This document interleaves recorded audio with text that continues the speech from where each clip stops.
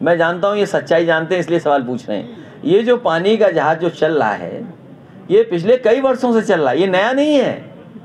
मुझे तो किसी ने जानकारी दी है, 17 साल से ही चल रहा है। समाजवादी पार्टी के अध्यक्ष अखिलेश यादव ने एक बार फिर बीजेपी और प्रधानमंत्री मोदी पर निशाना साधा है। सपा अध्यक्ष अखिलेश यादव ने कहा कि यह जो पानी का जहाज है, यह पिछले कई सालों से चल रहा है, यह नया नहीं है। मुझे तो किसी ने जानकारी दी है कि 17 साल पहले से चल रहा है। उन्होंने आगे कहा, सुनने में यहाँ तक आया है कि पानी के जहाज में एक बार भी है। मैं जानता हूँ ये सच्चाई जानते हैं, इसलिए सवाल पूछ रहे हैं। ये जो पानी का जहाज जो चल रहा है, ये पिछले कई वर्षों से चल रहा है, ये नया नहीं है।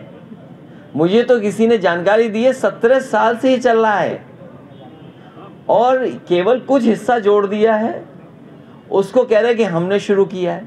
ये बीजेपी के लोग प्रचार करने में, झूठ बोलने में बहुत आगे हैं। और सुनने में यहाँ तक आया है कि जो पानी का जो जहाज है क्रूज, वो अकेला क्रूज नहीं है, उसमें कुछ और भी है, उसमें बार भी सुनने में आ रहा है। तो बताओ, माँ गंगा पर अभी तक तो हम लोग आरती सुनते थे, पूजा पाठ की चीज़ें सुनते थे। हम लोग कई बार वहाँ पर गए हैं, नाव में बैठे हैं, तो लोग समझाते हैं कि ये चीज़ करनी है, ये चीज़ नहीं करनी है, क्योंकि ये धार्मिक स्थान है। तो अब ये क्रूज में बार है कि नहीं बार है, ये तो बीजेपी वाले बता सकते हैं, हम तो गए नहीं उसके अंदर।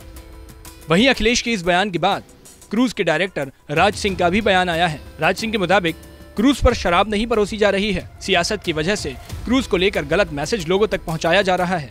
क्रूज पर यात्रियों को किसी तरह की शराब नहीं दी जा रही। यह सरकार की ओर से एक अच्छी पहल है, इसका स्वागत किया जाना चाहिए। बता दें कि प्रधानमंत्री नरेंद्र मोदी ने शुक्रवार को दुनिया के सबसे लंबे रिवर क्रूज MV गंगा विलास को हरी झंडी दिखाकर वाराणसी से रवाना किया था। नदी में चलने वाले जहाज MV गंगा विलास अपने पहले सफर पर रवाना हो गया है।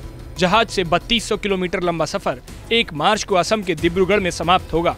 सफर के दौरान ये भारत और बांग्लादेश में 27 नदी प्रणालियों को पार करते हुए बांग्लादेश के रास्ते असम के डिब्रूगढ़ तक जाएगा।